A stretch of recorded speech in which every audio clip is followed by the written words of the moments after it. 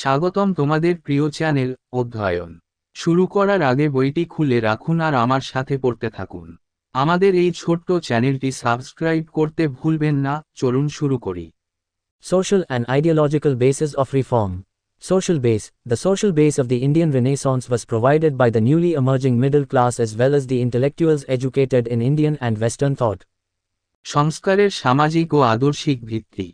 সামাজিক ভিত্তি। ভারতীয় রেনেসাঁর সামাজিক ভিত্তি নতুন উদীয়মান মধ্যবিত্তের পাশাপাশি ভারতীয় ও পাশ্চাত্য চিন্তাধারায় শিক্ষিত বুদ্ধিজীবীদের দ্বারা প্রদান করা হয়েছিল। Ideological base. Two important ideas which influenced the 19th century reform movements and their leaders were rationalism and religious universalism. মতাদর্শগত ভিত্তি। দুটি গুরুত্বপূর্ণ ধারণা যা 19 শতকের সংস্কার আন্দোলন এবং তাদের নেতাদের প্রভাবিত করেছিল যুক্তিবাদ এবং ধর্মীয় বিশ্বজনীনতা। Methods of reform. Reform from within. The intellectuals believed that for any reform to be effective, the urge for change had to come from within the individuals themselves. As a result, their main thrust was to create awareness among the people, which they tried to achieve by publishing illuminating literary works, organizing debates and discussions on various social problems, etc. সংস্কারের পদ্ধতি। ভেতর থেকে সংস্কার। বুদ্ধিজীবীরা বিশ্বাস করতেন যে কোনো সংস্কার কার্যকর হতে হলে পরিবর্তনের তাগিদ ব্যক্তিদের ভেতর থেকেই আসতে হবে। ফলস্বরূপ তাদের প্রধান জোর ছিল জনগণের মধ্যে সচেতনতা তৈরি করা, যা তারা আলোকিত সাহিত্যকর্ম প্রকাশ করে, বিভিন্ন সামাজিক সমস্যা নিয়ে বিতর্ক এবং আলোচনার আয়োজন করে অর্জন করার চেষ্টা করেছিল। Reform through legislation. Several intellectuals believed that reforms cannot be effective unless supported by the state. Therefore, they strived to secure legislative sanction for reforms like widow remarriage and increase in the age of consent. আইন প্রণয়নের মাধ্যমে সংস্কার। অনেক বুদ্ধিজীবী বিশ্বাস করতেন যে রাষ্ট্র দ্বারা সমর্থিত না হলে সংস্কার কার্যকর হতে পারে না। অতএব তারা বিধবা পুনর্বিবাহ এবং সম্মতির বয়স বৃদ্ধির মতো সংস্কারের জন্য আইনি অনুমোদনের জন্য প্রচেষ্টা করেছিল। Reform through symbols of change. Some reformers also tried to create symbols of change through non-conformist individual or group activities. For instance, they would eat food cooked by lower caste people or defy other caste rules. পরিবর্তনের প্রতীকের মাধ্যমে সংস্কার। কিছু সংস্কারক ও অসঙ্গতিবাদী ব্যক্তি বা গোষ্ঠীর মাধ্যমে পরিবর্তনের প্রতীক তৈরি করার চেষ্টা করেছিলেন। কার্যক্রম উদাহরণস্বরূপ, তারা নিম্ন বর্ণের লোকদের দ্বারা রান্না করা খাবার খাবে বা অন্যান্য বর্ণের নিয়মকে অস্বীকার করবে। Reform through intellectual work. 1. Spread of education. Ignorance and illiteracy were seen as the root cause of Indian backwardness. Thus, nearly all intellectuals considered education as the main agent of reform. Great stress was laid on the spread of education to all sections of Indian society, including non-Brahmins and women. The knowledge of science and technology, neglected in the colonial education system, was also emphasized. বুদ্ধিবৃত্তিক কাজের মাধ্যমে সংস্কার। শিক্ষার প্রসার, অজ্ঞতা এবং নিরক্ষরতা ভারতীয় পশ্চাৎপদতার মূল কারণ হিসাবে দেখা হতো। এইভাবে প্রায় সকল বুদ্ধিজীবী শিক্ষাকে সংস্কারের প্রধান এজেন্ট হিসাবে বিবেচনা করেছিলেন। অব্রাহ্মণ এবং মহিলা সহ ভারতীয় সমাজের সমস্ত বিভাগে শিক্ষার প্রসারের উপর ব্যাপক জোর দেওয়া হয়েছিল। ঔপনিবেশিক শিক্ষা ব্যবস্থায় অবহেলিত বিজ্ঞান ও প্রযুক্তির জ্ঞানের ওপরও জোর দেওয়া হয়েছিল। 2. Role of Indian languages. The intellectuals emphasized the role of Indian vernaculars in the spread of education. They believed that if the goal of mass education was to be realized, the medium of instruction had to be Indian languages. English could be an aid but not the instrument of social change. ভারতীয় ভাষার ভূমিকা। বুদ্ধিজীবীরা শিক্ষার প্রসারে ভারতীয় স্থানীয় ভাষাগুলির ভূমিকার উপর জোর দিয়েছেন। তারা বিশ্বাস করতেন যে গণশিক্ষার লক্ষ্য অর্জন করতে হলে শিক্ষার মাধ্যম ভারতীয় ভাষা হতে হবে। ইংরেজি একটি সহায়ক হতে পারে কিন্তু সামাজিক পরিবর্তনের হাতিয়ার নয়। 3. Use of rationality. The reformers developed a rationalist critique of socio-religious reality. Faith was sought to be replaced by rationality and socio-religious practices were evaluated from the standpoint of social utility. For instance, the Brahmo Samaj rejected the infallibility of the Vedas. The Aligarh movement advocated the teaching of Islam as per the needs and requirements of modern age.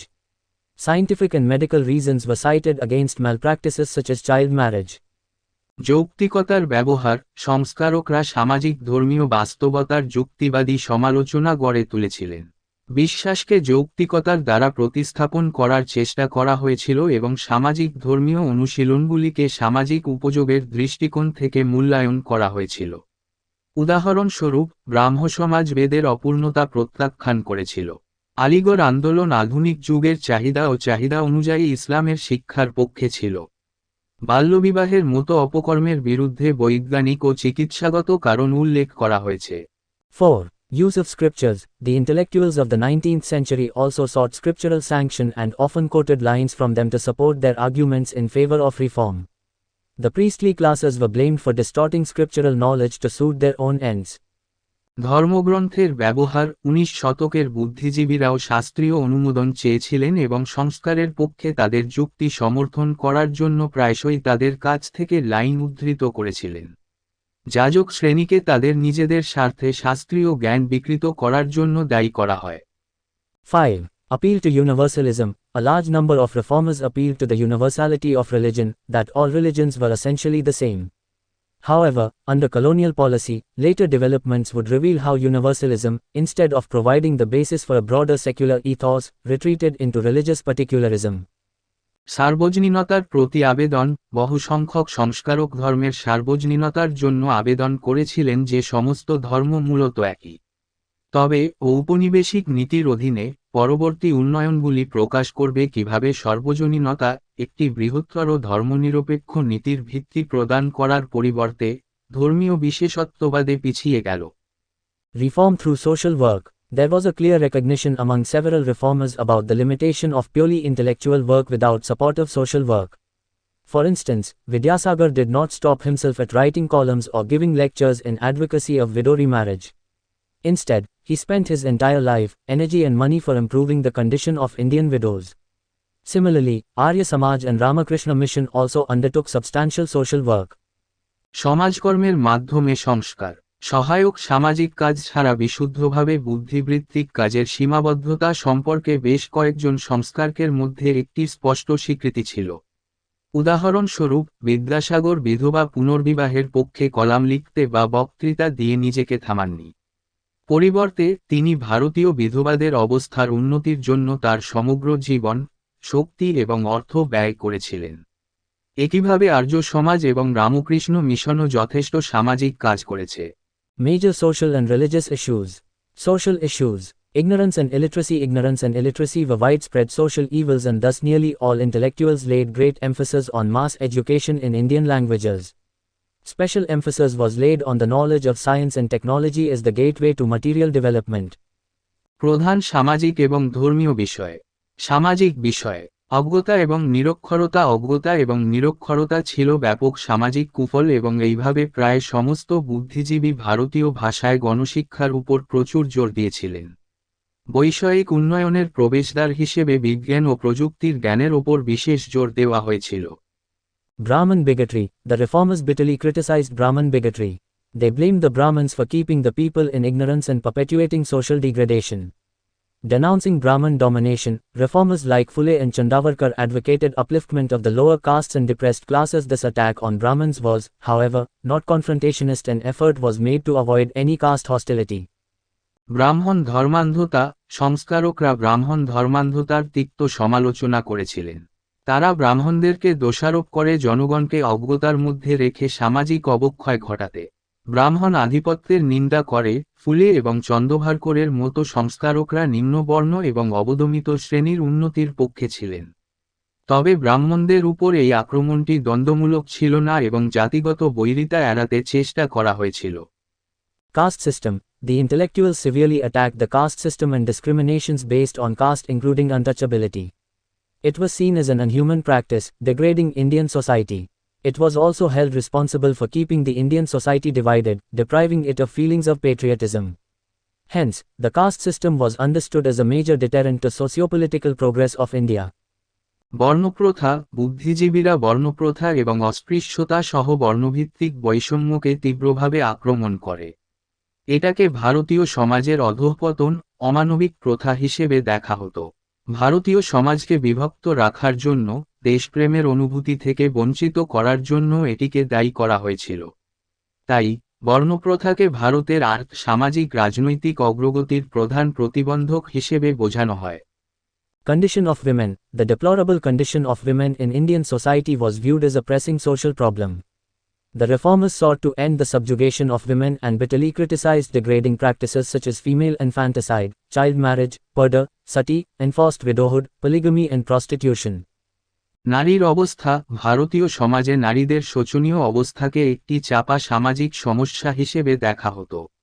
সংস্কারকরা নারীদের পরাধীনতার অবসান ঘটাতে চেয়েছিলেন এবং নারী ভ্রূণ হত্যা, বাল্যবিবাহ, পর্দা, সতীদাহ, জোরপূর্বক বিধবাত্ব, বহুবিবাহ এবং পতিতাবৃত্তির মতো অবমাননাকর প্রথার কঠোর সমালোচনা করেছিলেন। Both Hindu and Muslim women were denied education and kept socially and economically dependent. While the Hindu women had no right to inherit property, the Muslim women could inherit but only half as much as men could. In matters of divorce in both communities, there was no equality between men and women. Nearly all reformers saw education as a necessary prerequisite for women's emancipation. Lokahitwadi and Jambekar also demanded equal rights for women at par with men, representing one of the most striking aspects of 19th century thought. Hindu ও মুসলিম উভয় নারীকে শিক্ষা থেকে বঞ্চিত করা হয় এবং সামাজিক ও অর্থনৈতিকভাবে নির্ভরশীল রাখা হয়। যদিও হিন্দু নারীদের সম্পত্তির উত্তরাধিকারী হওয়ার কোনো অধিকার ছিল না, মুসলিম নারীরা উত্তরাধিকারী হতে পারত কিন্তু পুরুষের তুলনায় অর্ধেক। উভয় সম্প্রদায়ের মধ্যে বিবাহবিচ্ছেদের ক্ষেত্রে নারী পুরুষের সমতা ছিল না। প্রায় সকল সংস্কারক শিক্ষাকে নারীমুক্তির একটি প্রয়োজনীয় পূর্বশর্ত হিসেবে দেখেছেন। লোকহিতবাদী এবং জাম্বেকারও পুরুষদের সমান নারীদের সমান অধিকারের দাবি করেছিলেন, যা 19 শতকের চিন্তাধারার সবচেয়ে আকর্ষণীয় দিকগুলির একটি প্রতিনিধিত্ব করে। Further, the question of women's emancipation was seen from a humanistic perspective. Their upliftment was not a question of upliftment of women alone, but of the entire humanity. There was a clear understanding that no society could ever hope to progress, so long as one half of its members were subjected to a life of ignorance, indignity and disrespect. Clearly, a changed society would emerge from changed men, and changed men would emerge changed homes where initial socialization of individuals takes place and where a crucial role is played by women. আরও, নারীমুক্তির প্রশ্নটিকে মানবতাবাদী দৃষ্টিকোণ থেকে দেখা হয়েছিল। তাদের উন্নতি শুধু নারীর উন্নতির প্রশ্ন ছিল না, সমগ্র মানবতার প্রশ্ন ছিল। একটি সুস্পষ্ট বোঝাপড়া ছিল যে কোনো সমাজ কখনো উন্নতির আশা করতে পারে না, যতক্ষণ না এর অর্ধেক সদস্য অজ্ঞতা, অসম্মান এবং অসম্মানের জীবনযাপনের শিকার হয়। স্পষ্টতই, পরিবর্তিত পুরুষদের মধ্য থেকে একটি পরিবর্তিত সমাজের উদ্ভব হবে এবং পরিবর্তিত পুরুষরা পরিবর্তিত ঘরের উদ্ভব ঘটবে যেখানে ব্যক্তিদের প্রাথমিক সামাজিকীকরণ ঘটে এবং যেখানে নারীদের দ্বারা একটি গুরুত্বপূর্ণ ভূমিকা পালন করা হয়। এখানেই এই ভিডিওটি শেষ করলাম। পরবর্তী ভিডিওতে আমরা বাকিটা পড়ব।